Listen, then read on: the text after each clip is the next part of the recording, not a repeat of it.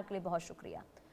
आगे बढ़ते हैं, बड़ी खबर, तुर्की इजरायल के बीच विवाद अब बढ़ गया है। तुर्की ने नेतन्याहू के खिलाफ इंटरपोल रेड नोटिस की मांग कर दी है और नरसंहार के आरोपों को लेकर यह बड़ा कदम उठाया गया है। दरअसल एक अन्य इजरायली अधिकारी का नाम भी इसमें शामिल है। गाजा सहायता मिशन से जुड़े मामलों में ये कार्रवाई हुई है। तुर्की की ओर से ये बयान सामने आया है। तुर्की के न्याय मंत्री ने आधिकारिक जानकारी से लेकर दी है। इजरायल तुर्की तनाव में एक बार फिर से उबाल की स्थिति दिखाई दे रही है। इजरायल और तुर्की के बीच तनाव एक बार फिर सुर्खियों में, और तुर्की के न्याय मंत्रालय ने इजरायल के प्रधानमंत्री बेंजामिन नेतन्याहू और एक अन्य इजरायली अधिकारी के खिलाफ इंटरपोल रेड नोटिस जारी करने की मांग कर दी है। अब तुर्की के न्याय मंत्री आकिन गुरुलेक ने इसकी पुष्टि करते हुए ये कहा है कि ये कदम नरसंहार के आरोपों से जुड़े मामले में उठाया गया है, और ये भी बताया गया है कि ये कार्रवाई उस कानूनी प्रक्रिया के तहत की गई है जो गाजा के लिए मानवीय सहायता लेकर जा रहे एक्टिविस्टों के जहाज ग्लोबल फ्लोटिला से जुड़े घटनाक्रम के बाद शुरू हुई थी। और हमारे साथ retire group captain U K Devnath defence expert के तौर पर जुड़ चुके हैं। बहुत स्वागत है सर आपका इंडिया न्यूज पर। सर, ये इजरायल और तुर्की के बीच में जो एक बार फिर से विवाद देखने को मिल रहा है, जो लगातार तनातनी दिखाई दे रही है, अब इस पूरे घटनाक्रम को कैसे देख रहे हैं जब तुर्की की ओर से बेंजामिन नेतन्याहू को लेकर रेड नोटिस जारी करने की मांग की गई है? हाँ, देखिए पुनीता, तुर्की और इजराइल के संबंध हमेशा थोड़े से तनावपूर्ण रहे हैं। आज से 5 साल 4 साल पहले भी तुर्की ने इजराइल के ऊपर कुछ ट्रेड सैंक्शंस लगाए थे। आज से 3 साल पहले तुर्की ने इजराइल की जितनी शिप्स हैं, अगर वो तुर्की के बेस पे आते हैं, बंदरगाह पे आते हैं, उनको मनाही कर दी थी। तो हाल फिलहाल में पिछले हफ्ते इजराइल ने सीरिया में घुसकर सीरिया के उत्तरी भाग में स्थित एक एयरबेस पर हमला किया, यह कहकर कि सीरिया के उस एयरबेस का इस्तेमाल भविष्य में तुर्की की एयरफोर्स करने वाली है। तो ऐसे में तुर्की अभी इजराइल से काफी खासा नाराज है। इसीलिए उन्होंने जितने पुराने जेनोसाइड के यानी मानव अधिकार के उल्लंघन के केस हैं नेतन्याहू के खिलाफ और इजराइल के चीफ ऑफ आर्मी स्टाफ के खिलाफ, उनको फिर से संज्ञान में लेते हुए एक अरेस्ट वारंट इशू किया है। हमें ये भी याद रखना पड़ेगा कि 2 साल पहले आईसीसी यानी इंटरनेशनल क्रिमिनल कोर्ट ने भी नेतन्याहू को मानव अधिकार के हनन में अरेस्ट वारंट इशू किया हुआ है।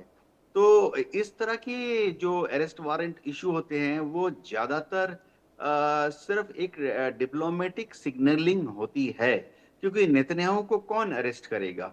अभी क्या स्कॉटलैंड यार्ड एक रेड क्रॉस नोटिस इशू करेगा? जाहिर बात है स्कॉटलैंड यार्ड भी अपनी तरफ से पूरी खोजबीन लेगा। वो देखेगा कि दुनिया के दूसरे देशों का क्या रुख है, इंग्लैंड की सरकार का क्या रुख है। हाँ, ये बताना पड़ेगा कि फ्रांस, इटली और जर्मनी में भी नेतन्याहू के खिलाफ काफी अच्छा खासा आक्रोश है। तो लेकिन नेतन्याहू किसी भी देश में जब जाते हैं, पहली जो चीज तो वो अमेरिका के खिलाफ और यूरोप में 1 या 2 देशों में ही जाते हैं। तो दुनिया के बाकी किसी देश में वो जाते नहीं, तो उनको अरेस्ट कौन करेगा? तुर्की वो कभी नहीं जाते, तो उनको अरेस्ट कौन करेगा? तो ये एक सिंबॉलिक जेस्चर है। जी पुनीता। लेकिन अगर तुर्की के द्वारा ये कदम उठाया गया है तो फिर ये माना जाए कि कोई अन्य देश भी नेतन्याहू के खिलाफ ऐसा कदम उठा सकते हैं क्या? हाँ पुनीता, देखिए जैसे जो इंटरनेशनल क्रिमिनल कोर्ट ने जो नोटिस जारी किया है, उसमें तो जिन जिन लोगों ने आईसीसी का एग्रीमेंट साइन किया है उन सब देशों पर बाध्य है कि अगर नेतन्याहू वहां जाते हैं तो उनको अरेस्ट किया जाए। अभी फिलहाल तुर्की की जो ये कोशिश है कि स्कॉटलैंड यार्ड जो कि इंग्लैंड में, लंदन में है, वो एक रेड क्रॉस नोटिस जारी करे। तो अगर पहली चीज तो उसकी संभावना बहुत कम है, 10% से कम। और अगर स्कॉटलैंड यार्ड एक रेड क्रॉस नोटिस जारी करती है तो फिर दुनिया भर के सारे देश जो कि इंटरनेशनल क्रिमिनल कोर्ट और स्कॉटलैंड यार्ड के मेंबर हैं, वो बाध्य होते हैं नेतन्याहू को अरेस्ट करने के लिए। लेकिन वो थ्योरेटिकल सवाल है क्योंकि स्कॉटलैंड यार्ड ने कोई रेड कॉर्नर नोटिस जारी भी नहीं करना। और नेतन्याहू जाते, अगर आप देखें, नेतन्याहू कभी भी एशिया के किसी देश में नहीं आते हैं, अफ्रीका के किसी देश में नहीं जाते हैं, लैटिन अमेरिका के किसी देश में नहीं जाते। सेंट्रल एशियन रिपब्लिक्स है ना, जैसे कि किर्गिस्तान, उज्बेकिस्तान, कजाकिस्तान, उधर नहीं जाते हैं। नेतन्याहू सिर्फ जाते हैं अमेरिका, इंग्लैंड और एक दो यूरोपियन देश, जहां उन्हें मालूम है कि उनको पूरी डिप्लोमेटिक इम्यूनिटी प्रदान की जाती है। जी। हम्म। अच्छा सर, ये भी समझाइएगा कि तुर्की की अदालत के द्वारा जो गिरफ्तारी वारंट जारी हुआ है और आईसीसी के द्वारा जो गिरफ्तारी वारंट जारी होता है, इन दोनों में अंतर क्या है सर? हाँ, देखिए, हाँ। आईसीसी वाला जो गिरफ्तारी वारंट है, हाँ। वो ह्यूमन राइट संगठन साउथ अफ्रीका ने लीड किया था, उनके हम्म। तहत इशू किया गया है। तो हम्म। उसमें गिरफ्तारी जो है वो ज्यादा लीगली ज्यादा स्ट्रांग है।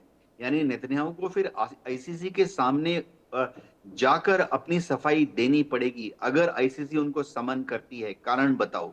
हम्म। लेकिन जो अभी जो रेड क्रॉस वाला जो स्कॉटलैंड यार्ड का जो रेड कॉर्नर नोटिस है, इसकी सिर्फ पुलिस कार्रवाई होती है। यानी अगर कोई देश, अगर स्कॉटलैंड यार्ड एक रेड कॉर्नर नोटिस इशू करता है और वो नेतन्याहू ऐसे देश में जाते हैं कि जो कि मेंबर हम्म। सिग्नेटरी है, तो वो देश नेतन्याहू को अरेस्ट कर सकता है। लेकिन क्या है कि देखिए, उससे क्या होगा कि पॉलिटिकल और डिप्लोमेटिक का एंगल आ जाता है। हम्म। समझिए नेतन्याहू भारत में आए हैं, तो जी। सवाल ही नहीं उठता कि भारत सरकार जो है नेतन्याहू को अरेस्ट करे। उल्टा भारत सरकार नेतन्याहू, क्योंकि इजराइल से हमारे रिश्ते इतने मजबूत हैं कि हम उनको हमेशा फुल डिप्लोमेटिक इम्यूनिटी देते हैं। डिप्लोमेटिक इम्यूनिटी समझना पड़ेगा कि अगर कोई देश का कूटनीतिक, राजनीतिक या कोई ऑफिसर आपके यहाँ आता है, तो आप उसको अरेस्ट नहीं कर सकते, क्योंकि डिप्लोमेटिक इम्यूनिटी एक द्विपक्षीय अंडरस्टैंडिंग होती है कि इजराइल भी भारत के किसी डिप्लोमेट को अरेस्ट नहीं करेगा, भारत भी इजराइल के किसी डिप्लोमेट को अरेस्ट नहीं करेगा। जी। हम्म। हम्म। ठीक है सर, बहुत शुक्रिया इंडिया न्यूज